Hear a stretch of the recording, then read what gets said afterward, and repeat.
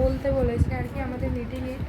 তো মানে যতগুলো মা আসবে বাচ্চা সবাইকে বলবে বেশি করে জল খেতে, ওআরএস না থাকলে নুন চিনির জল করে খেতে বলবেন, নুন দিয়ে খেতে বলবেন। আর হচ্ছে ঢিলে ঢালা সুতির পোশাক এগুলো পরে বেরোতে বলবেন, টুপি মাথায়, ছাতা, বাইরে বেরোলে যাতে রোদ কম লাগে সেগুলো।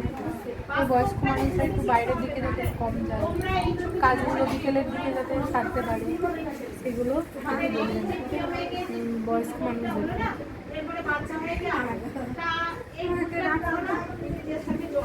যাদের হিট স্ট্রোক মানে হবে তাদের কিছু লক্ষণ বলেছে, ঠিক আছে? মানে অতিরিক্ত ঘাম হবে, হঠাৎ করে অতিরিক্ত ঘাম, দুর্বলতা, মাথা ঘোরা, বমি বমি ভাব, তারপরে মাথা ব্যথা করবে, পেশিতে টান পড়বে, তারপরে এগুলো দেখলেই তাদেরকে যত তাড়াতাড়ি সম্ভব হসপিটালে। এই রিস্ক শুরু হয়ে গেছে আমাদের বাংলাদেশে। 94টা বাচ্চা মারা গেছে, 94টা বাচ্চা। কোথায় হয়েছে এটা? বাংলাদেশ। হ্যাঁ, ওটা খবরে দেখেছি।